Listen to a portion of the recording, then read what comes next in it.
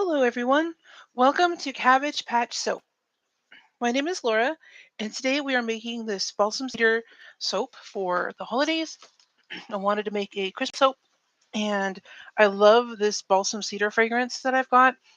It smells so good, and it's a very clean and fresh scent. It's very unisex, so anybody can use this.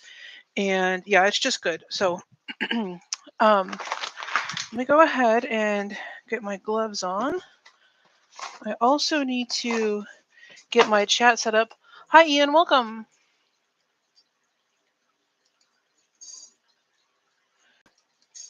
Hi, Stacy. Welcome. Hope you guys are having a good day and that you had a great weekend. I'm not even sure what day it is today. I think it's Monday. Let me get this set up real quick. Excuse me. My cough is getting better, but I've still got that annoying like tickle in the back of the throat going on. So I apologize if I'm clearing my throat and stuff. It's just so that I can be able to talk. Um, all right, I'm just making sure that these chats are working here. Okay. Yeah, okay. That one looks like it's working. It is a Monday, yes. I thought so. I have to be careful because, as you know, I go live on Mondays and Thursday. And so I'll know, oh, I need to do my live. And then I sit down and start doing the live and I forget if it's Monday or Thursday. It has been a crazy, crazy couple of weeks.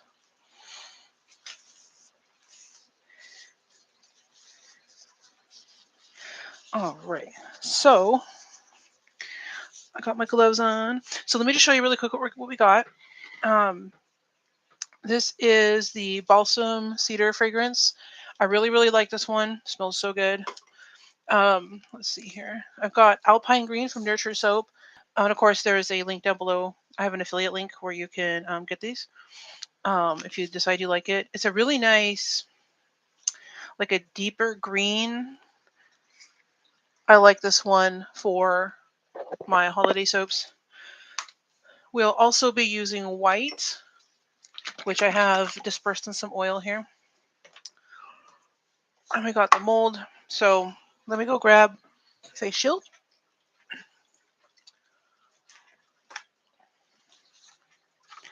All right.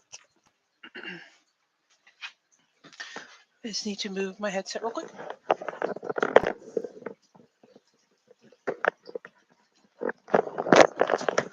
Okay, so normally we would be cutting a soap, but since we didn't make one to cut last time, we are making a new soap. We're jumping right into it. So my plan for this is to have basically a white soap with like a green swirl and not too much green. I want it to be kind of wintry looking.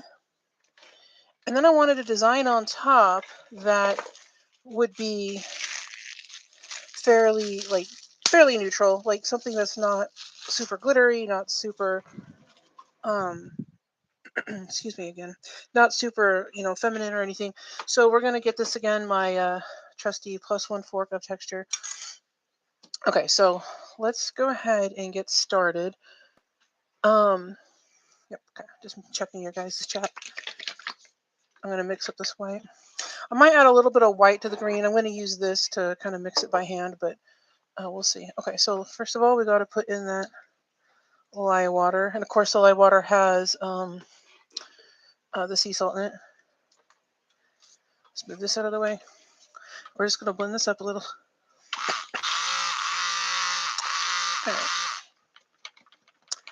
Okay.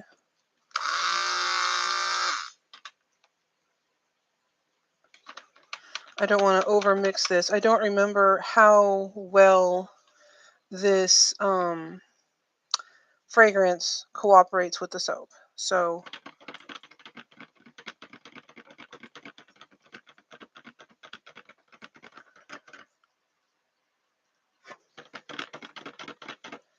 okay, that looks pretty good. I think I'm going to stop there for now.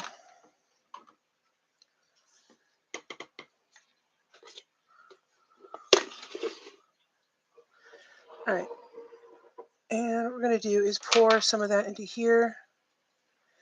This is going to be for the green. Like I said, I just want a little bit and then a little for the top. And let's see. I did not measure this out beforehand, so let's get a little bit of this.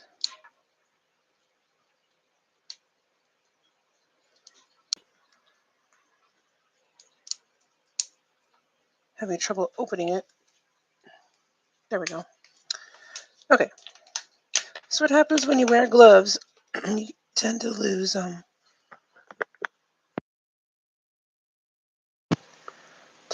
lot of dexterity. Okay, if I just start with a little bit of this green. Well, a little more maybe. Okay. I want this to be a very rich color, but I'm going to, like I said, probably add a little bit of that white to it.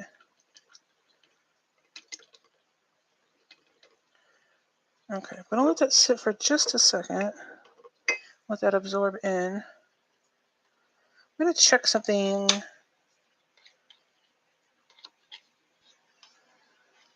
Just going to make sure that this other batch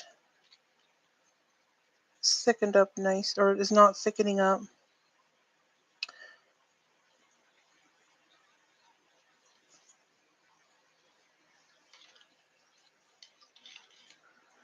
Okay. Some of the oil was still pretty warm. I had melted it recently. I'm just mixing this by hand a little bit. I want to make sure that it is well mixed, but I also don't want it to thicken up. So it does look pretty good. Okay. All right. And this side looks good still. Okay, so let's go ahead and add the color, the white first, and we'll start with this.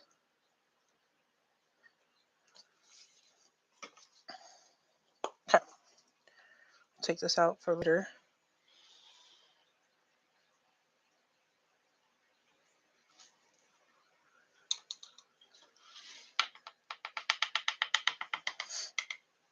We'll set that over here. Okay. Stick blender.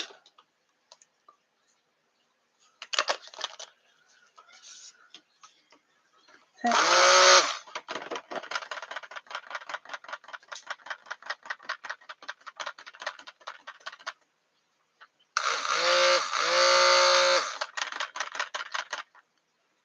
Okay.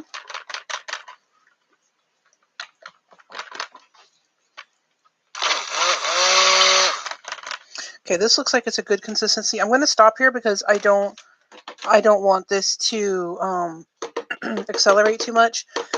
A lot of times the white will cause this to set up too quickly. Oh. Looks like a piece of that came off in there. Okay, so this looks good. I'm going to add a little bit of this white from here into there, just because I want to knock down the green just a tiny bit. I don't want this to be super bold. I just want it to have a little bit of like a frosted look maybe. That looks perfect, just like that. Okay. And then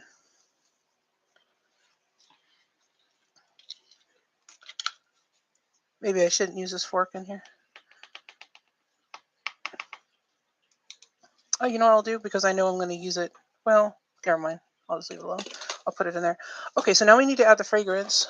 You know what? Let me get the other whisk. I think I'll whisk it in.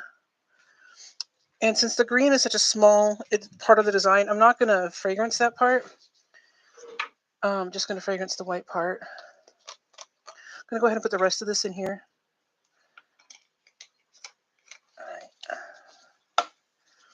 And mix this up. Now this Balsam Cedar fragrance I really do like, and I also like it in the freshies that I was making. So I think what I'm actually going to do is get a little bit more and make some freshies with it because it really does smell good. And I think I'm going to make some pine scented freshies for the little trees. I think that would be good because the fragrance is really, really, really nice.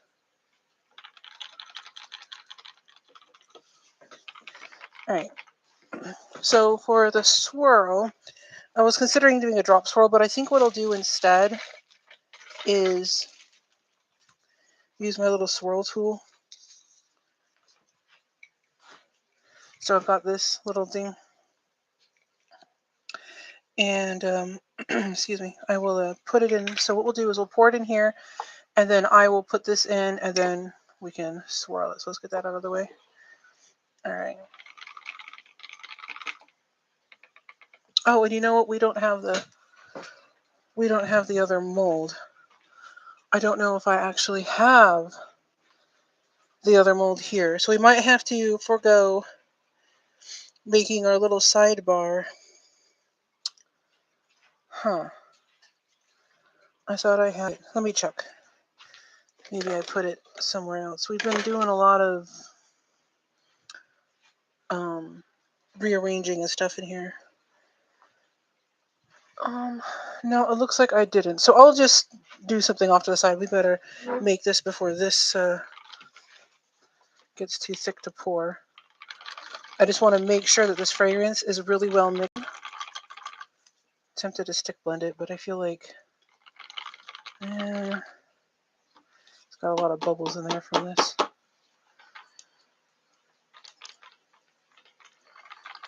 Yeah, I don't know. I want to stick blend it. I want to make sure that fragrance is really in there, but I think it's okay. I don't see it separating. It looks fine. Yeah, we'll just leave it. If it doesn't work out, we'll know right away, and I'll just have to make more. Okay, so let's go ahead and I'll start by pouring this in here first. And then we'll pour in the green. I'm seeing if I drew any lines on this. I did not, so I will make lines later, but let's start. Oh yeah, this green is thickening up. I'm just going to pour this all in and maybe reserve a little for the top, but yeah, there's like a little tiny bit in there. But see, this is a really, really nice green, I think, for this scent. Okay.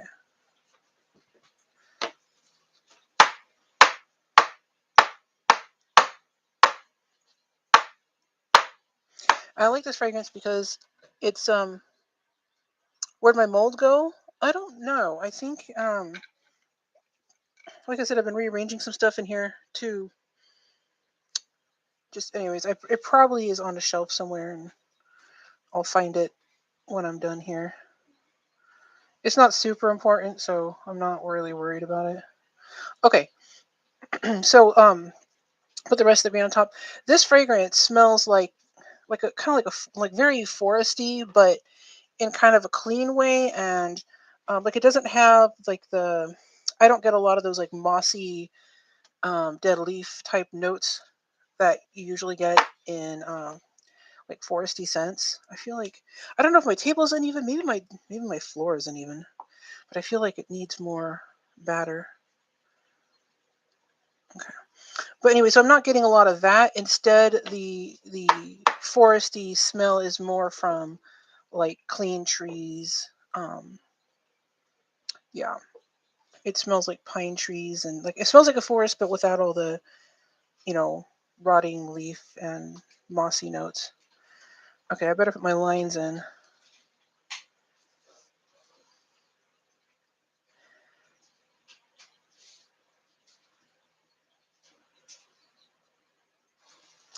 I'll do that first, I guess. We'll do it this way so that I remember which way. I'll know when I take it out anyhow, but Okay, so we'll put some green on top.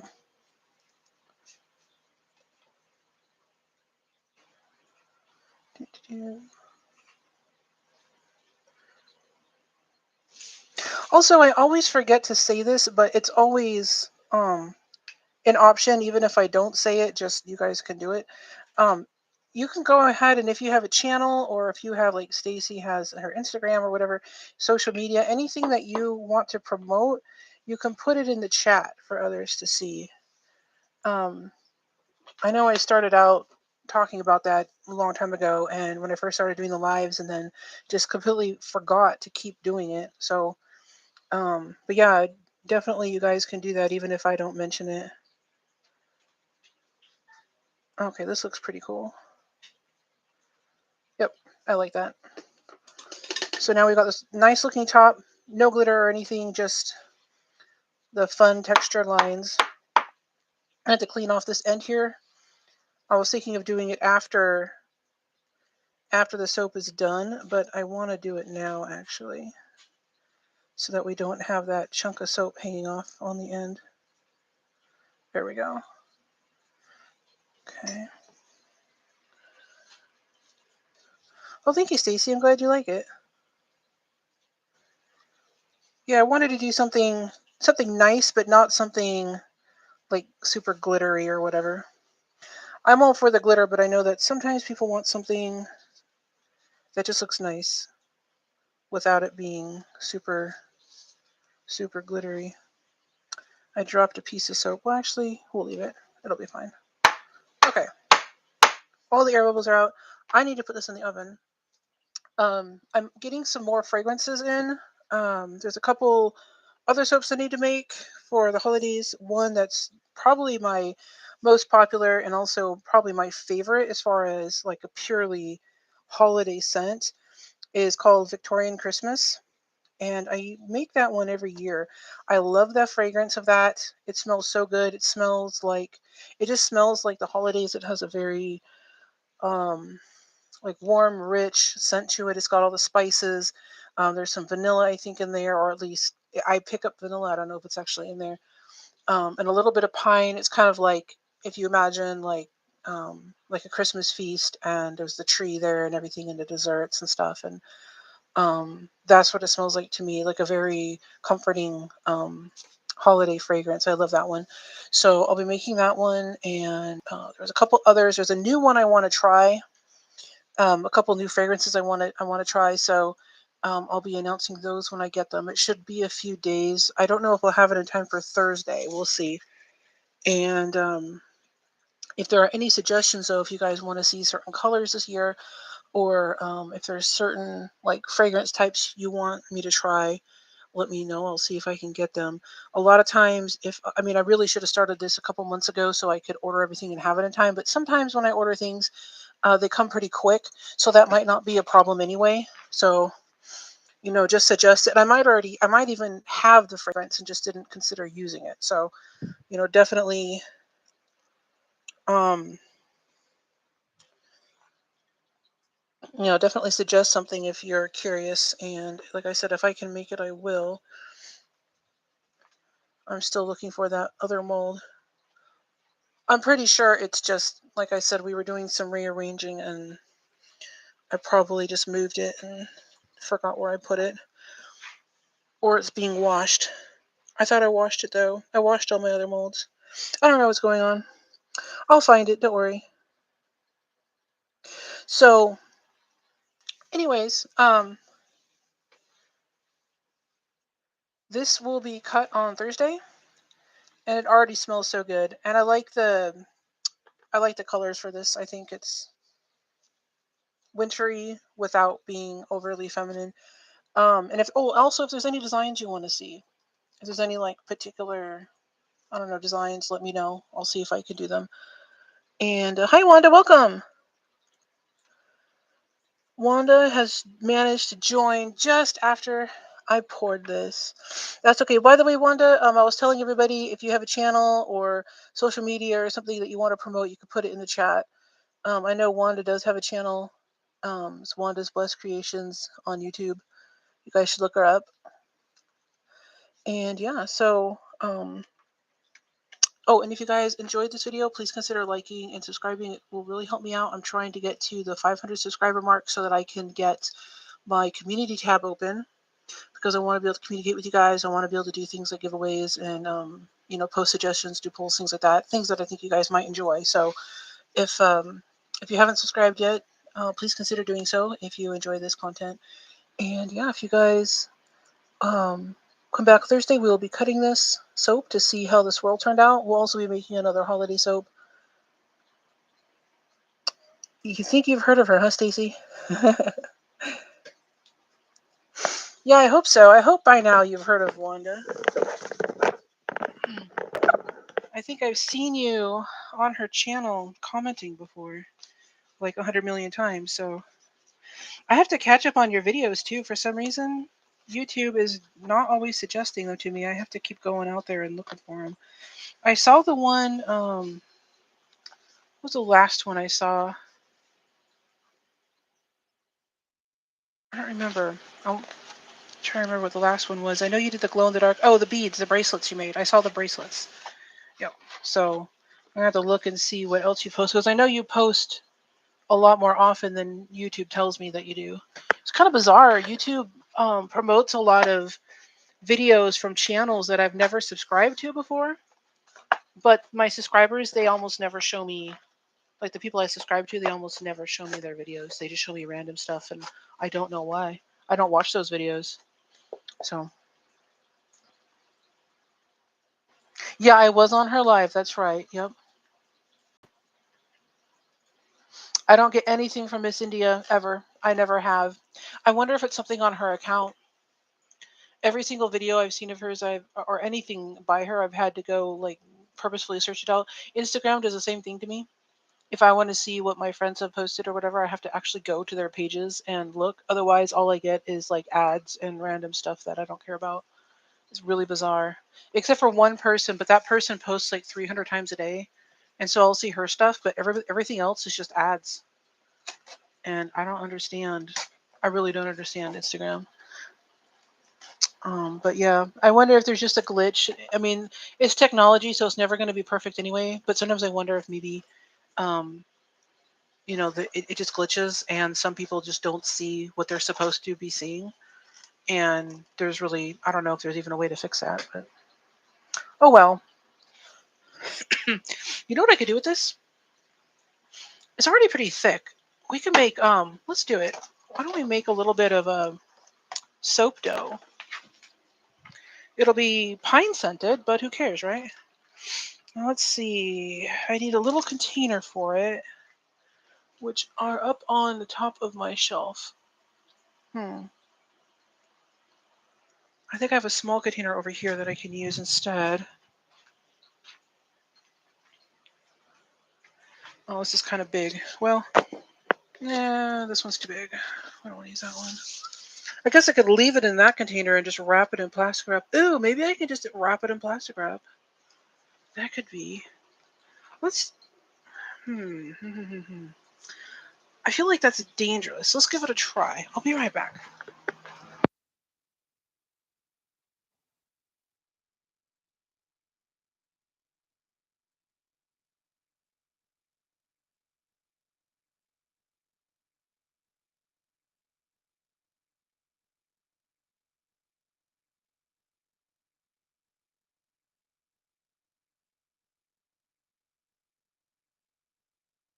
So I was gonna get the plastic wrap, but then I realized I have these like little Ziploc baggies. Oh,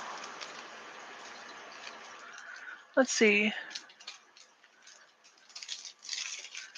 What are we gonna see here? You chopped up your soap. You can't get it to stick together. Okay, so um,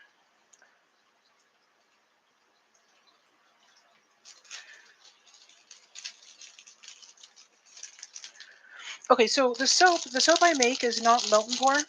So it's when it dries, like when it goes through the saponification process, it becomes a salt.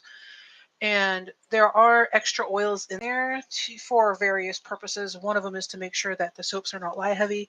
Another purpose is because the oils feel good on the skin. It helps prevent the soap from being too drying, and on and on. There's a bunch of reasons. So really, what you're working with when you get my soap, especially after it's been curing for a while, um, is you basically have a block of salt with some oil.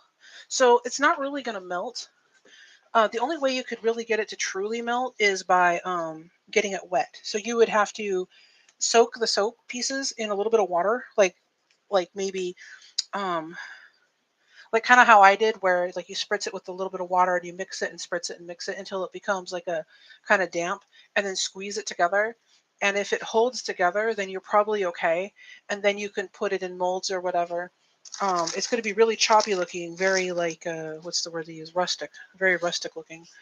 But you could do it. Um, that's one way of doing it. You could try with rubbing alcohol. I don't typically use that method. Usually I use mostly water. Um, if I'm going to do something like that. But a lot of those samples of the soaps, since there are samples of soaps that I've made in the past, the longer soap sits around, it's kind of like wine. It kind of gets better the longer it sits. So you want your soap to be as dry as possible because it's going to last longer. That way, when you bathe with it and stuff, it doesn't just melt away. Let me see here. But that also means that the soap is not going to, be molded very easily after it's been cured like that. Let me just see what you're doing, what you're saying about it real quick. You sprayed it with alcohol, like you told me to, didn't work. Yeah, you can use alcohol. It's not. It may be that those samples, like if the soap is newer, like it hasn't been sitting around too long, the alcohol method can work, and I mean it can work. But I don't. The problem is I'm not there to see exactly how everything is going, so I'm not completely sure. Like I don't know what to tell you to do different since I'm not actually there. Maybe you need more alcohol, maybe less, um maybe there's not enough pressure on it, like after you got it to stick together, like there wasn't anything like weighing it down to kind of hold it together. I don't know. But usually I use water or a combination of water and rubbing alcohol. So I'll get the soap, pieces damp with water, and then I'll use rubbing alcohol if I feel like it needs a little bit more moisture, but I don't want to like oversaturate the soap because the rubbing alcohol will evaporate almost immediately. um, so it could be that, but there are different things there's different things you could try, but I would try that. Maybe try a little more water. Also, it helps if you can shred the soap. So if you have like a cheese grater and you can grate the soap into little tiny pieces, especially the soap that's been curing for a long time, if you grate it into little pieces, there'll be more surface area. So that way, when you add the rubbing alcohol or the water, there's more places where the moisture to stick to, and maybe that would help. But I don't know because you have such a random assortment of samples that you were doing this with that, some of those samples are very well cured and very, very, very dry like they're supposed to be. But others might be newer. And so you might be kind of working with soap that's,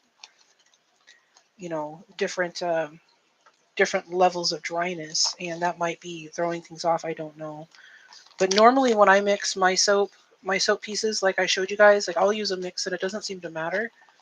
But my soaps, I don't know if my soap scraps, like like I said, I just don't know. I've never like done like an actual test. Um, add it to resin. Oh no, you'll try water. Yeah, if all else fails, add it to resin. Oh yeah, I don't know. You can try. I don't know what that would do. I think if the soap pieces were damp or if they had little bits of soap, you might end up with kind of cloudy resin. But you could definitely try. That'd be interesting to see how that turns out. I feel like it ruin resin's expensive, so that's why I'm like, oh, I don't know if that's worth a test. Okay, so I like this idea of the little bag because it's ziplocked shut. I think I'll double bag it to make sure that nothing happens to it. Nothing unplanned, nothing. I mean, it's already an experiment, so there we go. Well, maybe I should do it the same direction. That seems like the better way to do this. I'm also trying to keep it like together in the same area as much as possible so that it kind of, I don't know. I don't know what I'm trying to say. Anywho, I'm gonna stuff this in here. So this is a kind of a whitish colored soap that smells like balsam cedar. This would be cute maybe to make like little snowflakes out of and put on top of a Christmas soap. I don't know, we'll see.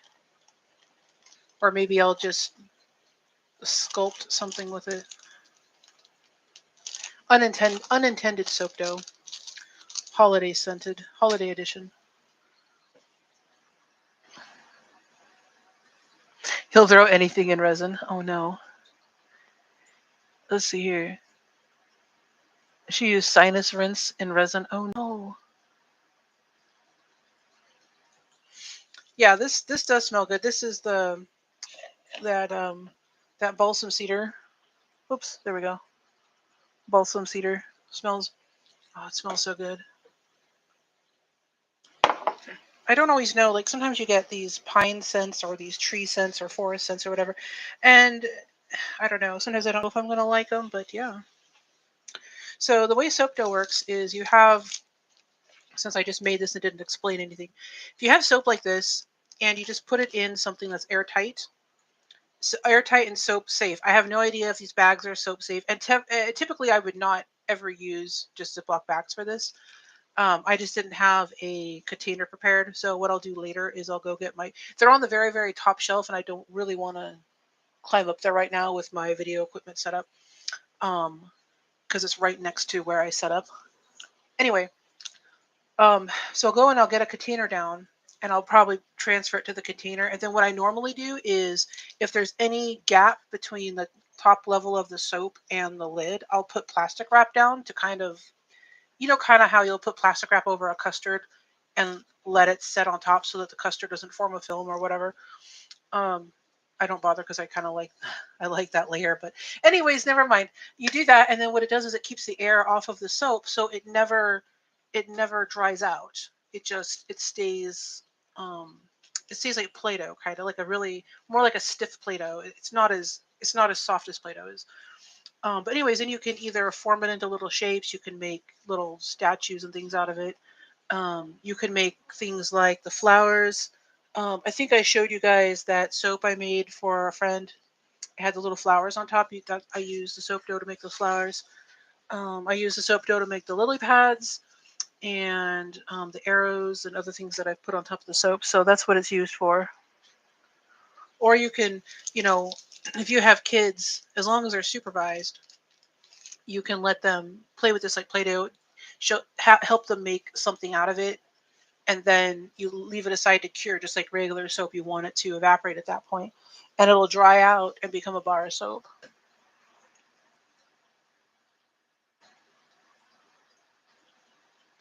Oh my gosh, Amazon delivered the wrong thing. You know what? Speaking of Amazon, um, speaking of Amazon, I ordered. So remember how you guys saw me make that carpet sprinkle? It was with the baking soda, and we used lavender. We made that really nice carpet sprinkle. And you guys were saying how it would be better to put it in a spice container. So I went ahead and ordered the spice containers for it so that we could, um, use that instead of the little baggie. Because I think you guys are right. I think it would be easier if you could just sprinkle it and you didn't have to transfer it or whatever. Well, anyway, I ordered it and it kept saying, "Oh, it's going to be shipped soon. It's going to be there in a few days. Oh, it's going to be shipped soon." And they never actually shipped it. And finally, Amazon said, "Do you want to wait for this item or cancel the order?" And by this time, it had been about 3 weeks. So I went ahead and canceled it and ordered a new set, and that just shipped. So anyway, it's been crazy. That carpet sprinkle stuff. I haven't even been able to make more. I wanted to make more of it with you guys, and and I haven't been able to because I had never got the little jars. So yeah. Anyway, so I apologize for that. That's what's going on there. So I think as great as Amazon is, and usually you get the things you ordered, and usually everything goes smoothly. When it doesn't, boy, it goes wrong, doesn't it? So you got you got weird solution in the mail instead of whatever it was you ordered. And I ended up getting nothing because they never shipped it. So we shall see. I ordered a couple of things. I ordered another small mold for the freshies, which I'll show you guys when I get that. And oh, I got something really fun. I'm gonna wait. I think I don't want to spoil it. I'm gonna wait. Maybe I'll do it on Thursday. Yeah, maybe we could do that for Thursday. There's something really fun that I ordered that goes with these freshies that we already made. That's part of the reason I haven't posted some of them. Other reason is because I haven't taken the photos yet. But yes, we'll do that because I wanted to finish this and then take the pictures. Anyways, you'll see. It's really cute. I hope you guys will like it, and maybe we'll do that on Thursday. I'll show you the thing that I got from Amazon, assuming it arrives here safely. Um, you had a few issues with Amazon too, Stacy. It says delivery until 10 p.m. only to then get them saying it won't be delivered that day. After all, I stayed up late to bring it in. Oh yeah, yep, exactly.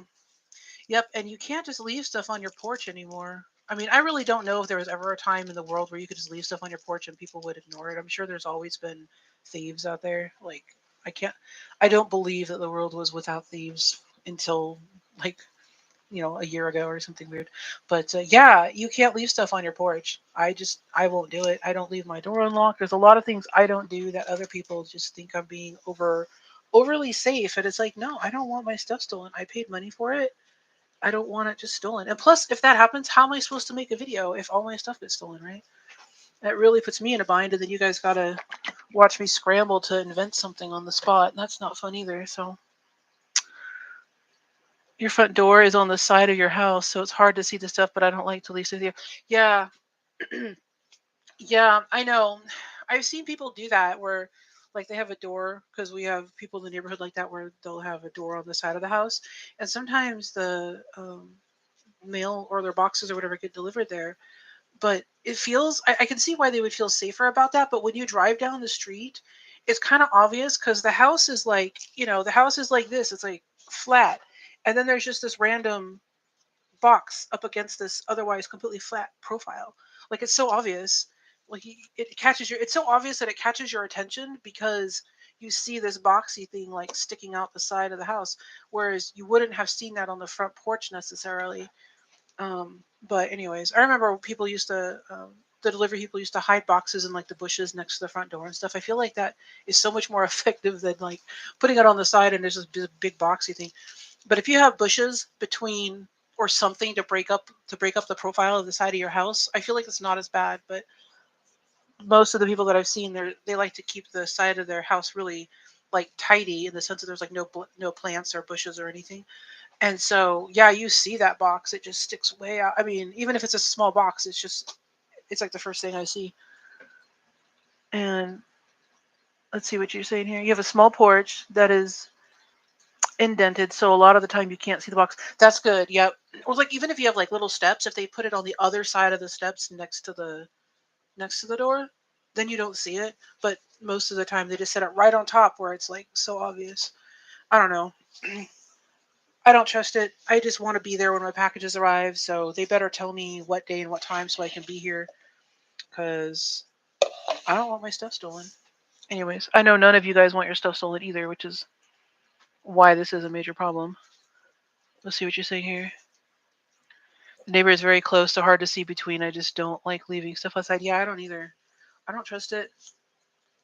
And all it takes is once to completely ruin your day. The first time it happens, like we had something, um, a lot. I used to schedule the post office to come pick up boxes so I could put them on the porch and then the post office would just come pick up the box and then ship it so I didn't have to drive to the post office every time I needed to ship something. And one day somebody stole a box off my porch that it wasn't even to me, it was the post office was supposed to pick it up because they only showed up about 50% of the time. Whenever I scheduled a package pickup, they'd only pick it up about half the time. The other half of the time they would just drive by because I don't know what their reason was. I don't want to get in their head, but they just didn't do it is the bottom line. So then um, not only would those packages be sitting out there past the pickup time for like hours, but also I would have to then make a trip and those packages were a day late being shipped. So I just gave up on that completely and I just take everything to the post office every single time. It's so disruptive, but I don't know what else to do because there are times where I have something being shipped out every day of the week and yeah, I can't trust the post office to pick it up. They just won't do it. And the other couriers charge you and um they don't always they I don't know that they're going to be any better. So I just gave up. I just take it to whoever. I just drive it to the post office or UPS or FedEx or whoever is delivering it, whoever's shipping it. I will just take it there. It's just safer. Yeah, it messes with the business. It messes. I mean, it just messes with everything. And then when you tell somebody, "Oh, sorry, your box was stolen," it's just like, well, they just want their stuff. They don't care about the reason why they didn't get it. So, I feel really bad because I've been in that position before where once I ordered something, it was kind of expensive piece of electronic equipment. This was years ago, and the place I ordered it from, the business I ordered it from, said they're really really sorry. They had this was like a few days after I ordered it. They didn't get back to me for a few days, and I understand why. So I was never upset with them, but they said that there was flooding, and I checked, and yeah, the place where they lived was getting hit with a lot of heavy rain, and their warehouse flooded, and the stuff I had ordered had been damaged by the water, and they said that they would go ahead and refund me, or if I wanted, I could wait till they got another shipment. So I decided to just wait, and they did. They shipped it to me, and I got it. It was later than it was supposed to arrive, but I still got it. So it was totally fine, and it still arrived in time for what I needed it for. So it was totally okay.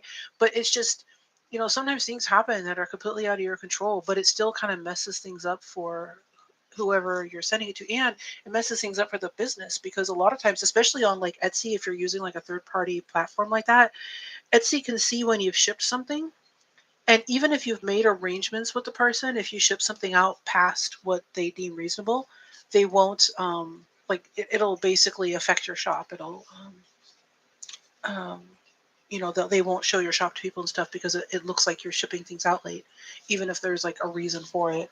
So that's why sometimes it's better for me if I just cancel the order and then have them reorder again later when they, or whatever, and then that way it doesn't show up as um, like a late shipment. Hi, Zoe.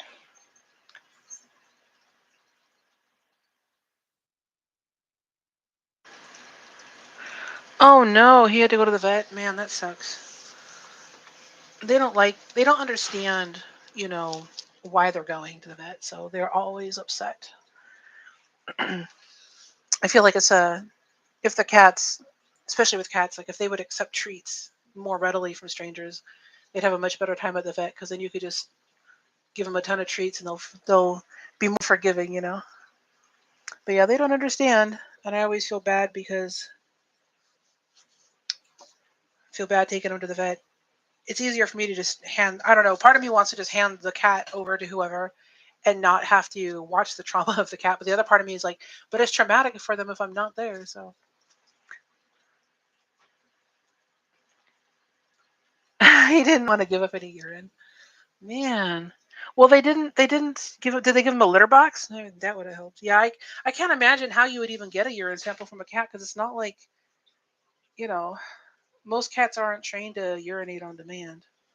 And that would take a little bit of training to do. It'd be a lot of dedication. But yeah, maybe if they had like maybe they did have a litter box there. Who knows? But yeah, cats are not usually gonna urinate in a place where they don't feel safe, and I can't imagine them feeling super safe at the vet.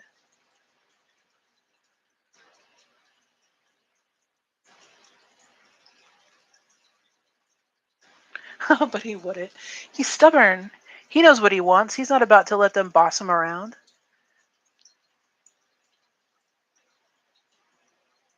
You don't want to train your cat to go to the bathroom on command. No. You can use that. So that's one of the ways people train their cats to use the toilet is not necessarily like teaching them to urinate on command, but teaching them like um getting like learning the cat's schedule of when they use the bathroom and whatnot, and then getting them into the bathroom and onto the toilet to use it. There's even these cool things. They almost look like a donut or something, and you put it over the toilet seat, and it has litter. So it kind of tells the cats, oh yeah, pee here. So the cat stands on the edge of it and then like uses the toilet. And I thought that was really cool. Although I wonder, like, if the cat tries to bury it, does that litter damage the toilet in some way? I can't imagine that being good for the pipes. Have a good night, Wanda. Thanks for stopping by.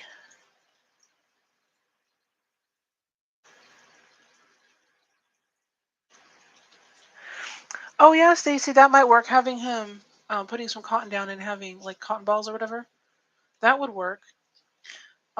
Just be careful that you don't do that all the time because eventually he'll learn. Oh, I can pee on cotton, and then it'll be the closet, the bed, or anything that has cotton. He'll start thinking that that's his little spot. Always got to be careful of what you're teaching your cats to do. Yeah, I know, right? Yeah, I wouldn't want that either. Can't imagine why. All right, guys. Well, I tell you what, I'm gonna go put this in the soap in the oven while I can. I put it in just so you guys know, in case you're watching later after the live stream or whatever. We put the soap in a warm oven to help promote gel. I like to gel my soaps. It's not necessary. It doesn't really matter, but I just prefer to do it, so I do it. But yeah, so I gel these, and then this is going to go on the shelf until it firms up. I keep messing with it. I'm feeling it get slightly thicker. It's kind of like at a, I don't know, like a pudding stage now. But yeah, hopefully in a day or two that'll be firm enough to try using. So have a great night, everyone. I'll see you on Thursday for the cut, and depending on what arrives in the mail, we might be doing a couple of fun things. So otherwise, we'll be doing a fun soap or both. Who knows? Who knows? Have a good night, everybody. I'll see you soon.